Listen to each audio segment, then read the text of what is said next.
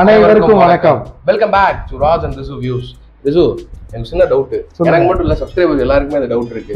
இந்த ரொம்ப நாளா அந்த கருப்பு புல்லா போட்டுருக்கீங்களே, அது என்ன ரீசன், என்ன காரணம் இருக்கு? அது மக்களுக்கு தெளிவுபடுத்திட்டீங்கன்னா அதோட இப்ப கண்டென்ட்குள்ள போறதுக்குள்ள உங்களுக்கு அதான் பிரச்சனையா இல்ல. என்னோட பிரச்சனை இல்ல, சப்ஸ்கிரைபர் சில பேர் கேட்டிருந்தாங்க. சரி, அதனாலதான் நம்ம வந்து இந்த கொஸ்டினை தெளிவுபடுத்த வேண்டிய. டிசம்பர் மாசம் லாஸ்ட் அன்னைக்கு என்னோட ஆபீஸ்ல வந்து ரொம்ப நாள் டைம் கிடைச்சது லீவ் எடுக்கிறதுக்காக. அதனால என்ன பண்ணிட்டேன், சரி சும்மா தானே இருக்கோம் அப்படின்னு சொல்லிட்டு, வடிவேல் சொல்லுவார்ல, சும்மா இருக்கணும், சும்மா இருக்கணும் அப்படின்னு ஒரு 10-15 நாள் டைம் கிடைச்சது ராஜ். அதனால வந்து ஒரு மொட்டை போட்டேன். ஸோ நம்ம வீடியோ வேற நம்ம எல்லாம் சேர்ந்து ஸ்டார்ட் பண்ணோம், ஆரம்பிச்சிட்டோமா. அதனால மொட்டைத்தலையோட பண்ணா அந்த மொட்டைத்தலையோட பிராண்ட் ஆயிடும், மொட்டை பையன்னு சொல்லிடுவாங்க. இல்ல ஏதாவது, ஆனா வந்து மண்டைக்கு மேல இருக்கிறத வச்சு வியூவர்ஸ் பார்க்க மாட்டாங்க. மண்டைக்குள்ளே இருந்து என்ன பேசுறோன்றது தான் அவங்க கண்டிப்பா பார்ப்பாங்க. என்ன கருத்துக்கள். அதனால எனக்கு வந்து சரி மொட்டை தலையோட வீடியோ கொடுக்க வேணாம்னு சொல்லிட்டு இந்த குல்லா போடுறோம். அதான் குல்லாவோட ரகசியம். வேற எதுவும் நீங்க நினைக்கிற மாதிரி வேற எதுவும் இல்ல, நீங்களும் நினைக்கிற மாதிரி வேற எதுவும் இல்ல. நேயர்களுக்கு தெரிவிச்சுக்கிறோம். சரி, ஓகே. ரிசு, இதோட ஒரு 1700வது தடவை வந்து நம்ம அஜித் குமார் சார் வந்து கீழே விழுந்திருக்கிறாரு. கரெக்டான நம்பர் சார் இது. அவர் அடிக்கடி விழுந்துட்டே இருக்காரு. நம்ம என்ன பண்றது, கணக்கா வச்சுக்க முடியும். அவருக்கே தெரியாது நினைக்கிறேன். மேபி ஷாலினி மேம்க்கோ சுரேஷ் சந்திரா சாருக்கு கூட தெரியாது நினைக்கிறேன். அத்தனை முறை விழுந்திருக்காரு. அதே மாதிரி நேத்து ஒரு சம்பவம் ஆயிருக்கு ஸ்பெயின்ல அவங்க போன இடத்துல. அதை வந்து பாத்தீங்களா? அந்த வீடியோ பார்க்கும்போது ரொம்ப பதைக்க வைக்கும் பரபரப்பு காட்சிகளா இருந்தது. அது வந்து அஜித் குமார் சார் வந்து அந்த அவரோட கார் வந்து பல தடவை பிளிப் அடிச்சிருச்சு. அதே பார்த்து பயந்துட்டோம். ஏன்னா நான் ஒரே ஒரு வாட்டிக்கு ஓட்டும் போது பிளிப் ஆயிருக்கு. அதுல பல அடி விழுந்திருக்கு எனக்கு உடம்புல. அதனால அவர் ஓட்டும் போது பிளிப் ஆயிருக்கு. வாங்க கண்டென்ட்குள்ள போலாம்.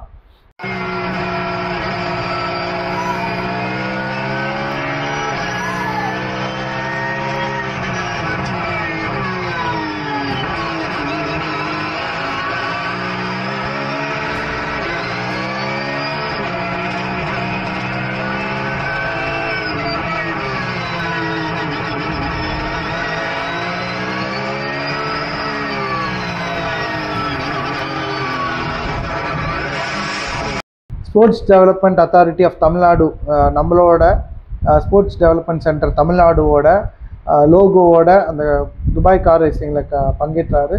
3வது சாம்பியன்ஷிப்பில் வந்து 3வது இது பிளேஸ் வாங்கினாரு. அதே டைமில் இப்போ வந்து இந்த யூரோப்பியன் கண்ட்ரீஸில் உள்ள வேலன்சியா ஸ்பெயின் என்ற சிட்டியில் வந்து பாஷே ஸ்பிரிண்ட் சேலஞ்சுன்ற ஒரு காம்படிஷனில் கலந்துக்கிறாரு. சேம் கார், அந்த காரை கொஞ்சம் நல்லா டியூன் பண்ணி எடுத்துகிட்டு போகிறாரு. பிட்டு எல்லாம் சர்வீஸ்லாம் கொண்டு போகிறாரு. அதுக்கப்புறம் சர்வீஸ்லாம் கொண்டு போயிட்டு நல்லா பங்கேற்கிறதுக்காக அவரே டிரைவ் பண்ணுறாரு. போன வாட்டி அவரோட டீம் டிரைவ் பண்ணாங்க, இந்த வாட்டி அவரே டிரைவ் பண்ணுறாரு.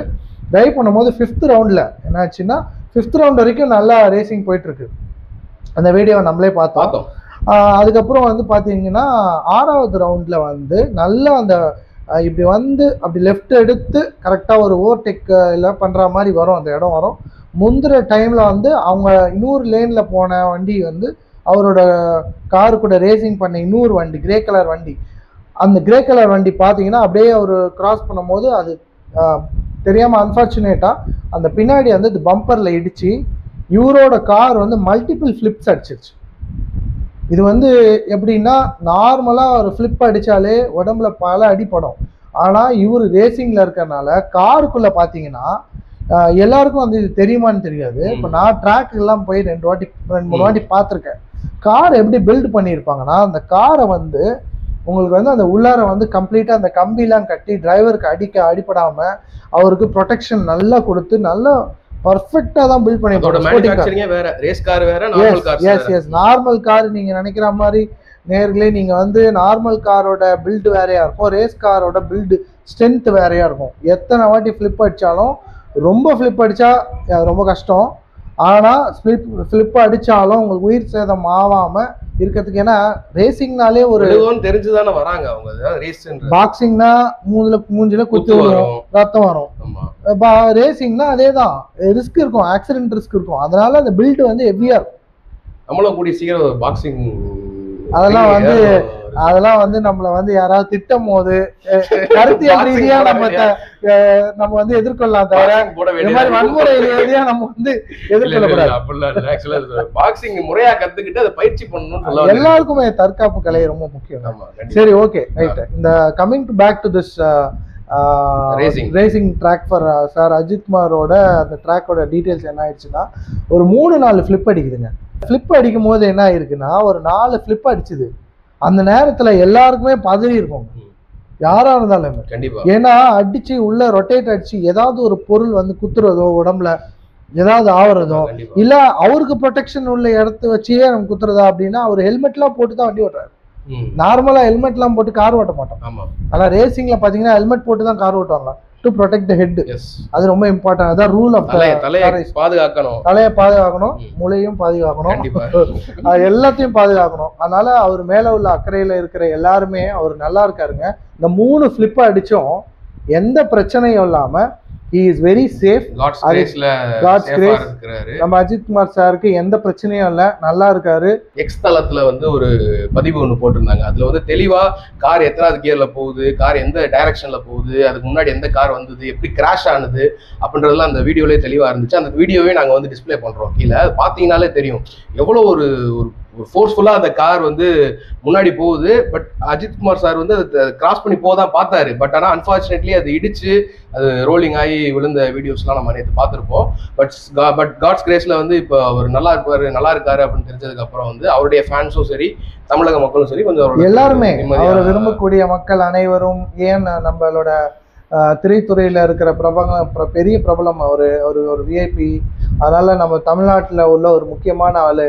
அதனால நாங்க வந்து அவார்டு வேற வாங்கியிருக்காரு. அதனால நாங்க வந்து கண்டிப்பா இது வந்து ஒரு மெயினான இன்ஃபர்மேஷனா உங்கள்கிட்ட எடுத்துட்டு வந்து கொடுக்குறோம். இது மூலியமா நம்ம என்ன தெரிஞ்சுக்கலாம் ரிசோ, நம்ம என்னதான் ஒரு வெற்றி அடைஞ்சிட்டாலும், ஐ மீன் அஜித் சாருக்கு வந்து ஒரு பண ரீதியாகவும் அவருக்கு எந்த தேவையும் இல்லை, இனிமேல் நடிக்கணும்ன்ற அவசியம் கூட கிடையாது.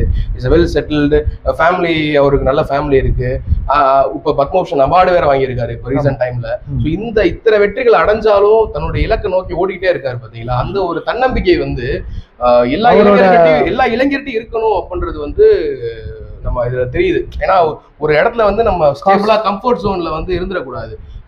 வெற்றி நோக்கி ஓடிட்டே இருக்கும் போதுதான் அது புது வெற்றிகள் கிடைக்கதான் அந்த ஒரு உண்மையான ஒரு சந்தோஷம் வருது, மகிழ்ச்சி நமக்குள்ள வருது அப்படின்றது வந்து தெரியுது இதுல. எக்ஸாக்ட்லி. இன்னொரு விஷயம் பாத்தீங்கன்னா, இப்ப ட்ராக்ல கார் ஓட்டுறதுன்றது வேற, ஓகேங்களா. அதுல வந்து பொதுமக்கள் பப்ளிக் யாரும் குறுக்கையில வர மாட்டாங்க. அதுக்குன்னு செப்பரேட் எஃப்என்ற ட்ராக்காக இருக்கட்டும், இல்லை நாஸ்கார்ஸ் ட்ராக்காக இருக்கட்டும், இல்லை எந்த யூரோப்பியன் கண்ட்ரீஸில் இல்லை எந்த ஊரில் இல்லை ட்ராக்காக இருக்கட்டும், there are no public disturbance.